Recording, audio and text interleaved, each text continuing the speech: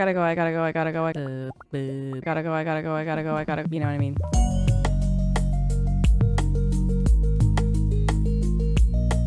Hi, cozy friends. How are you this week? How are you? I'm drinking some tea. Cheers. Bloop. I am feeling so tired that I felt the need to grab the rest deck. One of my lovely viewers and internet friends at this point suggested to me because she was like, Bestie, you seem tired. Maybe you should rest. Or rather, it was just reframe, rest, which we always talk about. Oh my God, I just started to play this on the computer with my keyboard. That ain't gonna work, girl. If I remember correctly, we didn't have anything going on and we were just kind of in the mines and waiting for like wine and stuff and Wumpus. I think Wumpus, but we couldn't do that till next week even. We can't even do that this week. But I wanted to read a couple of these rest deck cards because I think holiday time is both a time for everyone kind of like forced to have a little downtime, but then there's this like element of social exertion and just like plans exertion, like social exertion and logistical exertion. So even if maybe like you're not working, you're not doing your technical, like your typical work, you are exerted nonetheless, right? In other ways. So, and sometimes even more because you're kind of used to the regular work exertion and you've figured out how to like deal with that and how to work around that and how to whatever. But when all of a sudden plans change and now you're dealing primarily with social logistical exertion, that can be a lot. For me, that is not even the case yet, but I think for holidays we can keep that in mind. But for me, it's just been like work exertion and I'm trying to be intentional, you guys. I'm trying to be intentional about saying no to things so that I can actually have a little bit of a break and stuff. But in order to keep that in the forefront of my mind, and if y'all are also self-employed or have some kind of control over the busyness of your work schedule, let's check in with ourselves and say, how can I give myself some breaks instead of working 24/7? Yay. So let's go through the rest deck so that we can get some inspiration. Okay. First, animals. The animals are always first. And we have pigs. We have grown-up pigs finally. Is one of them not grown up? No, they're both grown up. Why is this pig just over here? Why are you over here? Why are you just chilling over here? There's a bunch of grass over there, buddy. All the grass is over there. Also, we will be doing a short playthrough today because of said exertion. So it'll be a shorter playthrough today. I think generally that'll probably pop up a couple times in November, December, just because of, again, like social responsibilities. Yay! We'll be here every week still. Just, they might be shorter, a little shorter this time around. But because of that, I want to make it meaningful with some introspection and some of that, you know what I mean? Some of that. We don't do that enough. And I think we should. Okay, so we have some wine. Oh, finally. I'm wondering if we should just fill up this one with all of these kegs that I put in here. Because why did I do that? I don't know. It's fine. And then I also want to make the line in a way that makes sense, right? Instead of just randomly placed. Beautiful. Okay. So we have 1, 2, 3, 4 times 3. We have 12 left to fill that one. I want to just see if we have what we need to do that. I don't think we do. I forget what we need. Do we need wood? No, we got wood. Now if we need ore, I'm just going to go buy it. It's the one thing we just don't have. Okay, well, in that case, I'm gonna fill her up because it's gonna be a while. You know what I mean? It's gonna be a while. Should I do the outside one? I should do the outside one last because that'll tell me all of them are done. I'm very much in the mood this holiday season to play like horse games. I don't know what it is about like wintry holidays that puts me in a horse mood. I just want to see horses. I want to ride horses. I don't even need there to be like a plot line or storyline. Just give me horses, man. Just give me some horses. Okay, that's all I'm asking. I might play some Star Stable. I did a collab with Star Stable last year and I was like, first of all, so many people were like in the comments like, I've been playing this for years. Didn't know it was out for years. They're like, I've been playing this for years. I love this game. It's like they're webkins basically, you know? So first of all, that I didn't know other people also play the game, but second of all, I was like, this is a good game. Like this is really fun. And they have like winter events during the winter. They have like Christmas Town and stuff. It's so cute. It's so cute. I think they have a mobile game now too. Why am I talking about that? I want to play horse games. I want to play horse games, and I think I might play that because I don't think any of the horse games that exist on Switch or PC have like specifically winter themes. I'll double check. But I don't think so. I need like a seasonal horse game. Like change with the seasons, please. I'm begging. That's it. I'm still waiting for like the perfect winter game. I feel like it doesn't exist. I feel like maybe what would come closest to it? I don't know. You know what else I'm itching to play is Kataria Fables. Kataria Fables, I get the randomest like urges to play. I think because I like the combat in it. Okay, we sold our stuff. Let us. Thank you. Thank you, piggies. You guys are the best. Mwah, kisses. Truly just the best. I wonder if these guys don't have enough space. I think I might need to move their barn. I wonder if I should just kind of include the orchard over here in the barn. I think I'm gonna do that. Stay with me. All right, besties. Now that the aminals are sleepy sleep, I'm gonna do a little renovating. Call me crazy, but I am. Oh, but then no, it's fine. It's fine. I'll just get rid of all of this. Can I hoe this up? Oh no, I can't. Okay, so I'll hoe this up, leave a strip for the trees. Because I had this as like a walkway, but who cares? I'll just walk through farm. It's not like I don't do that anyways. Okay, I need fencing. What fencing did I have there? What fencing is that? The hardwood? Why did I do hardwood fencing? Oh wait, I didn't want to do this. I wanted to keep it open. Okay, so we have like a little, I don't really want this to continue through though. There we go. Okay, we just have a cute little, I don't like that. 1 second. We shall figure this out. I know it's late. Give me 1 second.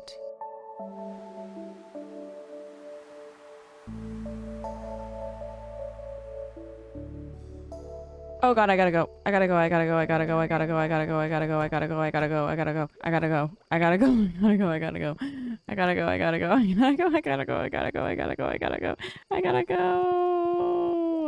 my gosh, you guys. Okay, I'm gonna wake up and I'm gonna finish that. Jeez. Ooh, okay, we made a decent chunk of money. Okay, y'all, we are creeping up. We are creeping up there. Look at that. And we got some more. Oh, this. Slowly but surely, y'all, we're getting there. Oh, I'm missing wood again. Oh my gosh. I made too many fences. Okay. Oh, it's raining. Think.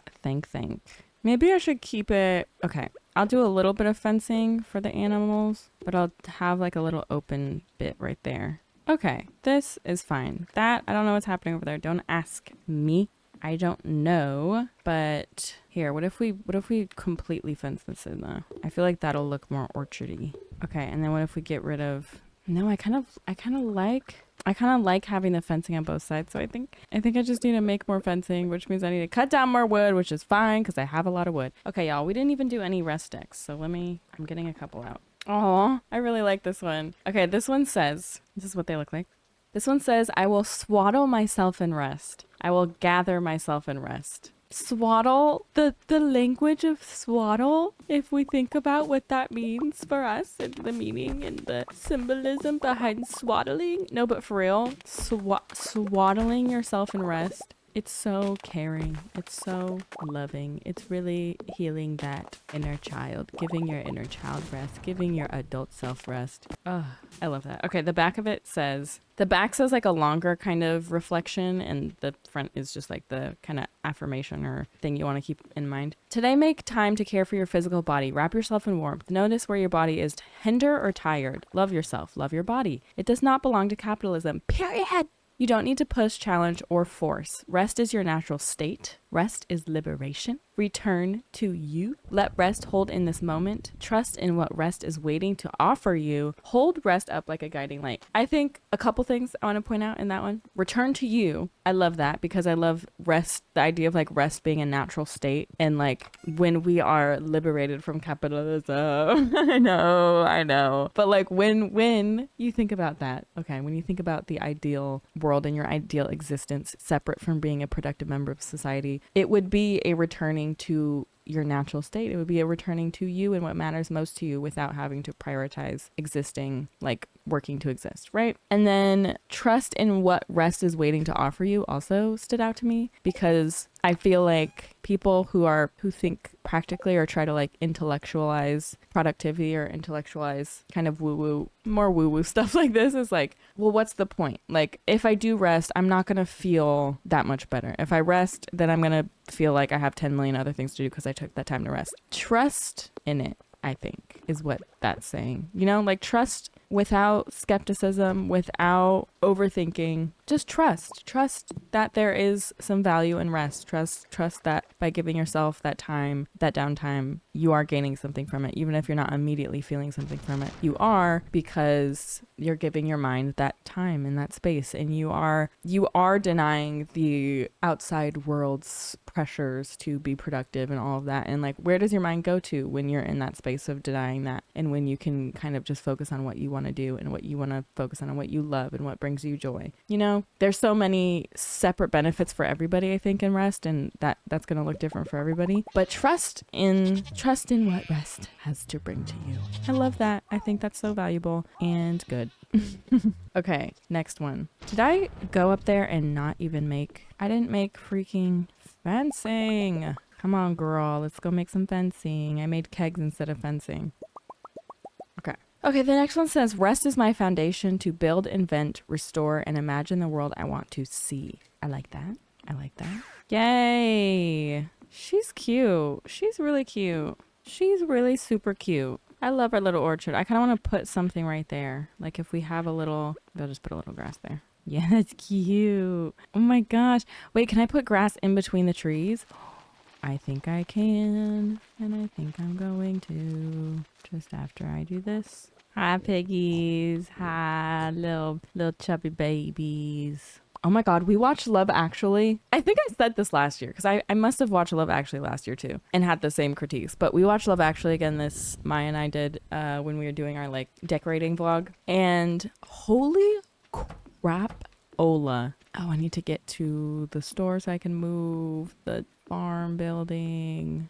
Oh, I'm not gonna get there in time. We watched Love Actually. It's bad. Like, it's bad in so many ways. I know it's like a comfort movie. It's like a comfort holiday movie, but it's truly just terrible in so many ways. Like, the women are so mistreated in this movie. Oh, Robin's not even home. Is Thursday workout class day? Okay, so I'm racing up there for nothing. It treats the woman so terribly, and obviously that makes sense. It's like 2000s, whatever, every movie did. But like, oh my God, like it felt like, okay, there was treating the woman terribly in plot ways, which was like, okay, at least you can excuse that as like that's storyline, and that's supposed to be that way, and that's the point of the story, is that like women have to give up so much. Like, what's her name's character, the blonde lady with the brother, and then Emma Thompson's character, those storylines make sense because you're like, this is just a tragic story of women having to put other people first and being expected to put other people first for their life and just not wanting for anything, basically. And then you're the perfect mother and woman. So that I understand. It's just like sad. It's like, damn, okay, we're really hitting deep for this Christmas movie. But that's not that I actually appreciated those storylines. It was the ones that were like, I can't even, like, there's so much just blatant, like there's nothing even to unpack. There's just like blatant misogyny, blatant objectification, blatant, like, not necessarily racism, but like very interesting choices for characters, races that make this story line even worse. And then the fat phobia. The fat phobia is probably the number one thing that makes me never want to watch this movie ever again. Like, I just can't, like, I cannot sit through it because it's literally like every 10 minutes, I'm not joking, every 10 minutes there's a fat comment from like every one of the characters, even the characters that you like, there's a fat comment. Oh my gosh. Oh my God. And then they're calling the one girl fat, and then like Hugh Grant calls her fat. Like, it's just oh my God. And it's not even something you could chalk up to like, I'm sorry, I'm just sitting here. It's not even something you could just chalk up to like British humor, culture, like whatever. No, it's fat phobia. it's like 2000s fat phobia. Wild. I can't do it. I refuse to do it. And then the storyline that pisses me off the most is obviously the one with Keira Knightley and this stupid dude. Like, what are you wanting us to root for here? What are you wanting us to care about here? There's so much to unpack there. I can't even get into it. Love Actually pisses me off. And I feel like I've watched it every year just because like it's the tradition to, you know, like it's just a cultural tradition to watch Love Actually for Christmas. I'm not doing it anymore. I refuse to watch it again because just I can't. Yeah, it's no longer fun to like critique it. I think I've went through the past 3-ish years. I've went through every single critique in the book. I've unpacked it. There's nothing left to unpack. It's just terrible. So that's that. I don't know why I don't know why that came up, but I think I was just I don't know. Love Actually, you guys. and if it's a comfort movie for you, that's okay. I'm sorry for pooping on it. I'm sorry, but like there is genuinely a lot wrong with it. And if you are able, there's so many comfort movies I have where I'm like, I'll just, you know, I'll put the critique glasses to the side and I'm just gonna, you know, watch it as the comfort movie it is and not think lights off upstairs. I couldn't do that with this one, is all I'm saying. I personally can't do that with this one anymore. I can't. But if you can, that's okay. That's all I'm saying. What else? Oh, the rest of the rest deck. Okay, this was the one that said rest is my foundation to build, invent, restore, etc. You were enough before capitalism. Hey-yo. You were enough before capitalism. You were enough. Which I feel like this deck, I wish this deck were a little more like, I wish it explained things a little more, because unless you're like very deep into like anti-capitalist, I don't know, academic study or like just theory in general, whatever, like just hearing you were enough before capitalism, I feel like people are like, what? What is capitalism? Like, what do you mean? What do you mean? I feel like it talked more about like you were enough before like the society you exist in told you weren't worthy unless you were productive, unless you were contributing something to the economy, or you should have certain freedoms in this world versus having to pay to exist. Like, I wish it worded things a little more literally instead of just like wrapping it up in like capitalism sucks, but whatever. That's what we get. You were enough before capitalism, whatever that means to you. Wow. It's a system that uproots the self-esteem and self-worth of all exposed to them. Yeah. As we uncover the lies we've been told about who we are, we must turn to rest. Rest is our foundation. You want a world rooted in justice? Rest more. And you know what? This is I actually just made a TikTok about advocacy in like the current climate and kind of pointing to that of like, you can only be an effective advocate if you are not centering yourself, basically. Like, that was the point. You can go watch the TikTok. The point of it was like, if you want to be an effective advocate, don't center your own feelings and like basically become immobilized in doing anything for any actual cause by just like being overcome with guilt and sadness, because then you're not actually helping and you are just centering like your own feelings. And I wasn't saying it in a way of like, you shouldn't do this. I was like, this is something we all do. Like, it's a human thing to do because we have empathy and we care, and that's like a good thing. But like, we have to, if we want to be a good advocate, we have to like put our feelings aside. Anyways, also another part of the TikTok, get on the point, lady. Another part was me saying like, we need to be able to step aside and like unplug because we have the privilege to do that. And we're wasting that privilege if we aren't like monitoring our capacity level. So if we're like spending too much time doom scrolling to the point where like after you doom scroll, you have nothing left to give and you just like sleep and cry. Yes, you are feeling something, but you're not like being an effective advocate. And if that's what you want, then like rest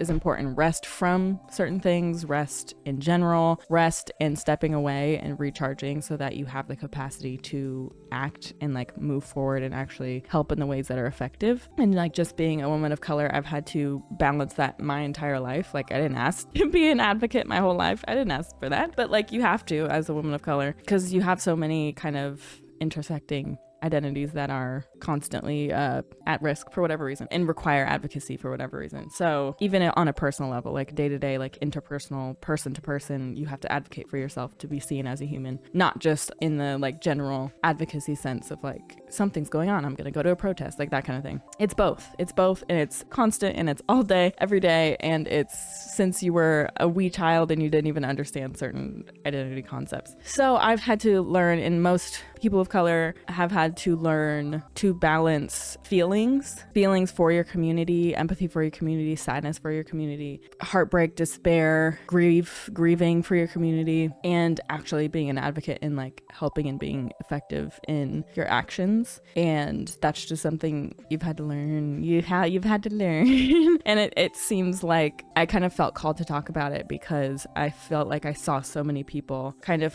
struggling to deal with that for like maybe the first time or like one of the first times, where it's like, I have all these feelings, I don't know what to do with that, and I can't like, I'm living every day feeling guilty, or I'm living every day feeling sad, and it's like, that's good, that's important, but like if it's not about you, which it isn't, then you need to put that aside. Like you need to learn certain ways, and it can be healthy, it can be momentarily unhealthy where you're just boxing it away and kind of like putting that feeling aside so that you can do something or just like exist in the world when it's necessary, or it can be healthy, like taking time, decompressing, journaling, processing feelings. But either way, that's necessary to like move forward and act and actually help a community, whether it's yours or not. That's it. How did we get here? Rest. We got here from rest. Oh, and my other point of that is like seeing people kind of look at other people's actions through the lens of like, how are you going about life when I'm feeling this and I'm experiencing this every day? And I think when everybody feels something different, everybody feels differently, everybody processes emotions differently, everybody feels differently, everybody advocates differently, you know? And two, I think like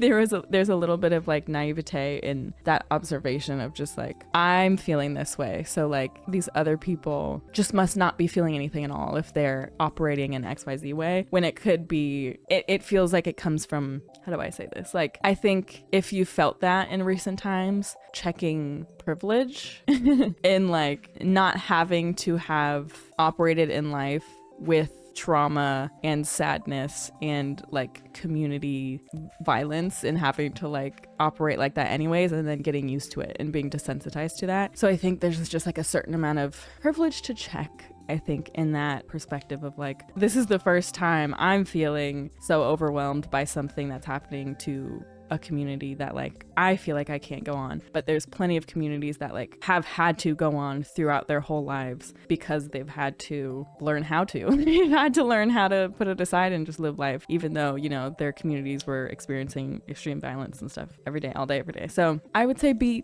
patient and empathetic with other people right now, be understanding, give people the benefit of the doubt. And if you don't feel like doing that, like your time is best spent reaching out to people. And if you have the capacity, of course, I think your time is best spent reaching out to people and say like, hey, are you educated on this? I haven't seen you speaking about this. It's important to me, so I just want to make sure the people who are important to me like are educated about it, and et cetera, et cetera. So I think more calling in versus like calling out, I think, is necessary. Unless people are problematic, call them out. I don't give a crap, okay?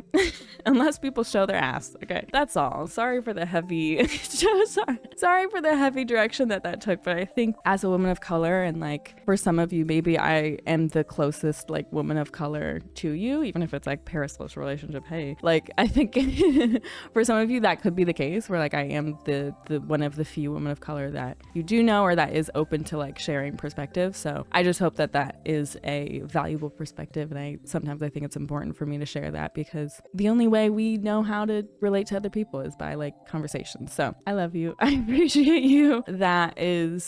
We're just gonna do shoe days today because I have some stuff to get to and some rest to get to after the stuff. I hope you had a good Thanksgiving, you know, holiday time period, whatever, with family and friends or whatever, yourself. I love you. Stay cozy. Bye.